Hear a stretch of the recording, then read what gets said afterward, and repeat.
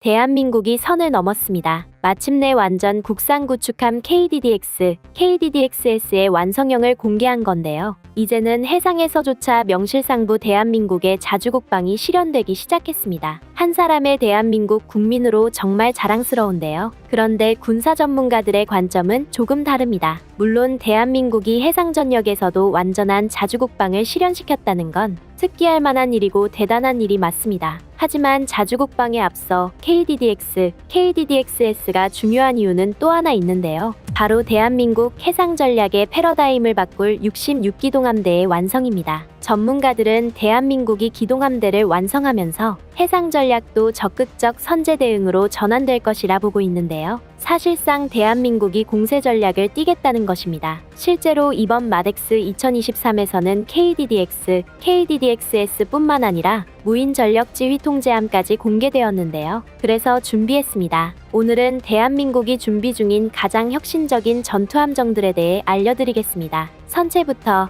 레이더와 무장까지 모두 국내 기술로 건조되는 첫 국산 구축함부터 한국형 이지스함, 미니 이지스함까지 KDDX는 등장부터 다양한 수식어를 몰고 다녔습니다. 그도 그럴 게 KDDX는 대한민국의 첫 전기 추진 구축함이자 2023년을 시작으로 본격적인 취역 절차에 돌입할 대한민국 해군의 최전방 전력인데요. KDDXS는 이런 KDDX를 기반으로 설계한 차기 7,000톤급 구축함입니다. 최첨단 무기 시스템과 센서, 전자전 기술 등을 장착하여 다양한 작전 환경에서 뛰어난 전투 성능을 발휘하는 적으로 설계되었기 때문에 일명 스마트 KDDX라고도 불리는데요. 장기적으로는 충무공 이순신급 구축함을 대체할 예정입니다. 대한민국의 두 번째 구축함으로서 개발된 DDH-2, 통칭 충무공 이순신급 구축함은 그동안 대한민국 해군의 원양작전 최전방을 담당하면서 초계 임무부터 청해부대를 비롯한 해외 파병까지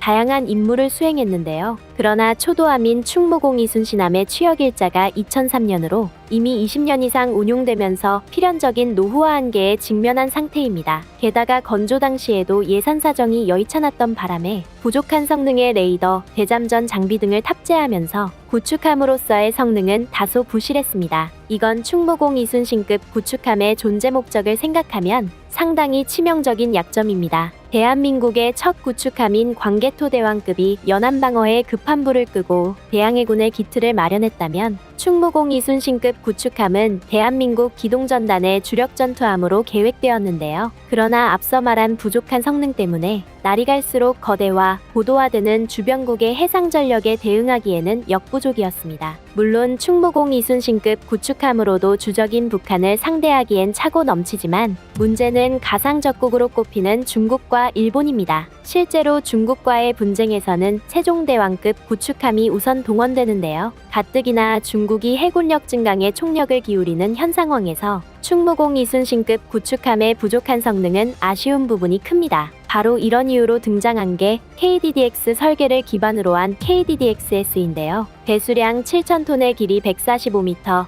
폭 17.6m로 충무공 이순신급 구축함에 비해 훨씬 규모가 커졌고 세종대왕급에 육박할 정도입니다. 게다가 충무공 이순신급 구축함이 초기형은 마크 41 VLS 32셀, 후기형이 KVLS1 24셀이 탑재되었던 반면 KDDXS에는 KVLS1만 48셀 규모를 키우면서 미사일 탑재량을 훨씬 강화한 KVLS2 4셀이 탑재될 예정입니다. 대한민국 전투함정들은 전통적으로 과할 정도로 많은 무장을 탑재한 게 특징인데요. KDDX는 여기서 한 발 더 나아가 완성형에 가까운 유도미사일 구축함으로 재탄생한 것입니다. 특히 KVLS2를 탑재하면서 차기 초음속 대함미사일을 운용할 수 있게 되었는데요. 사거리 550km, 최고 속도 마하 2에서 3으로 추정되는 차기 초음속 대함미사일은 높은 운동에너지로 적함을 관통하는 능력 덕분에 항공모함 킬러라고도 불립니다. 당장 항공모함, 합동화력함의 건조가 진행 중인 상황에서 중국의 랴오닝함 등 대형 함정을 상대하기 최적의 미사일인데요. 여기서 끝이 아닙니다. KDDX-S는 KDDX의 첨단 설계 특성을 차용하면서 상당히 우수한 기동성을 확보할 수 있었습니다. 그 중에서도 가장 눈에 띄는 건 독특한 모양의 역선수입니다. 역선수는 더 높은 예비부력을 제공하여 합정의 안전성을 강화합니다. 또한 동급 대비 선박의 속력을 더욱 빠르게 만드는데요. 여기에 전기 추진 시스템이 적용되면서 KDDX-S는 미국 주말 특급 구축함과 마찬가지로 스텔스 이지스 구축함이라는 새로운 장르를 열고 있습니다. 전기 추진 시스템은 가스, 디젤 엔진에 비해 빠른 추진과 정지가 가능하고 전력 제어 시스템을 통해 대단히 정밀한 속도 및 방향 조작이 가능합니다. 쉽게 말해 훨씬 민첩한 움직임이 가능하다는 건데요. 특히 항해 중에도 전력 소모가 적은 전기 추진 시스템은 장기간의 작전 수행에도 유리합니다. 이는 원양 작전을 염두에 둔 현대 함정이 반드시 갖춰야 할 필수 덕목인데요. 함정의 레이저 성능이 향상되면서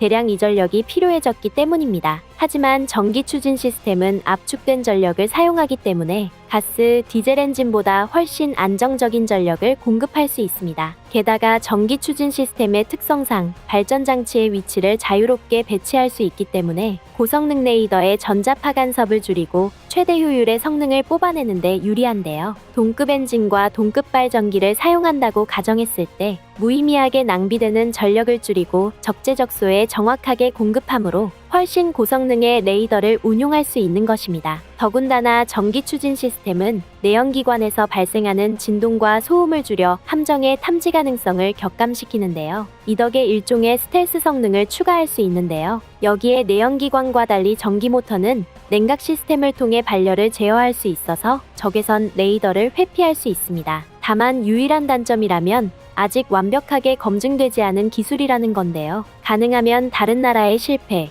성공 사례를 모두 종합해보고 대한민국도 천천히 전기 추진 체계에 도전한다면 좋겠지만 대한민국이 장기적으로 미래 방산 시장을 선도하기 위해선 실패의 위험성을 감수하더라도 새로운 도전을 끊임없이 반복할 수밖에 없습니다. 그리고 무엇보다 현재 국제정세는 그런 여유를 허락하지 않고 있습니다. 이를 가장 잘 보여주는 게 KDDX-S 주축이 될 대한민국의 66기동 함대인데요. 대한민국 해군전력의 창끝인 제7기동전단을 중심으로 2030년대 중반까지 KDDX-S 6척, KDDX 6척, 세종대왕급 구축함 3척, 정조대왕급 3척으로 구성될 공세전력입니다. 최종적으로는 한국형 중형항 공모함이나 독도급 대형 수송함을 기함으로 세우고 KDDX-S 2척이 호위역의 천병, KDDX 2척이 중위, 정조대왕급 구축함 1척, 세종대왕급 구축함 1척이 방공 임무를 담당하는 항모전단을 구성하게 될 텐데요.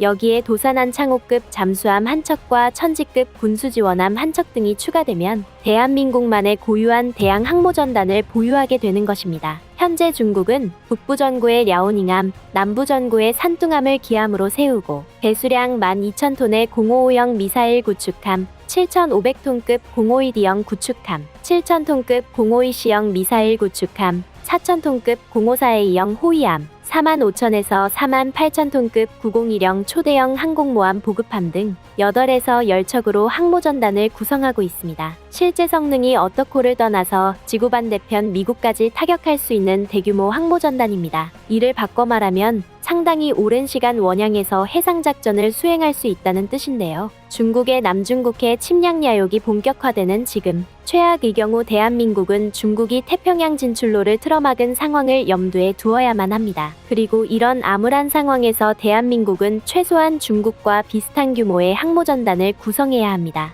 66기동 함대는 바로 이걸 위한 밑작업이라고 할 수 있는데요. 현재 대한민국을 둘러싼 국제정세는 단순히 연안방어에 만족해서는 안보를 지킬 수 없는 상황까지 치달았습니다. 이제는 선제 대응을 통해 눈에는 눈, 이에는 이가 가능할 정도의 전력을 확보해야만 합니다. 심지어 대한민국은 여기에서 그치지 않고 전략적 변수를 기대할 수 있는 완전히 새로운 무기체계도 공개했는데요. 마덱스 2023에서 첫 선을 보인 무인전력 지휘통제함이 그것입니다. 이는 다수 의무인기를 통제하는 일종의 드론모함인데요. 그것도 단순한 자폭식 전투수행뿐만 아니라 수색 및 정찰, 통신지원, 대잠전투, 지상타격 등 다양한 임무에 활용될 수 있습니다. 게다가 무인 시스템은 높은 자동화 수준과 인공지능 기술을 통해 작전 활동을 지원하고 최소한의 인적 자원만을 필요로 하기 때문에 미래 전력의 핵심 과제로 주목받고 있습니다. 실제로 현재 운용 중인 튀르키예의 아나돌루함은 일단은 강습 상륙함이라는 명칭으로 불리고 있지만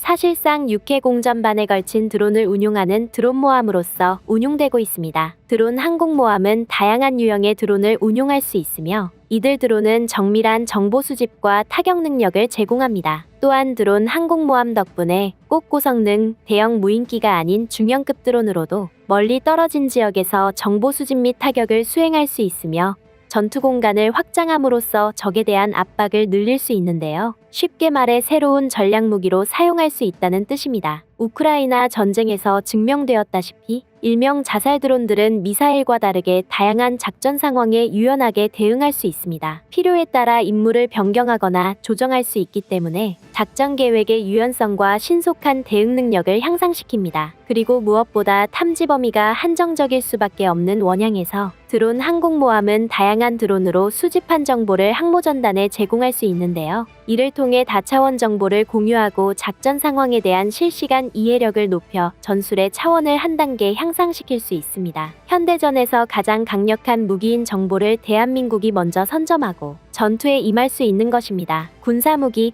이만 마칩니다.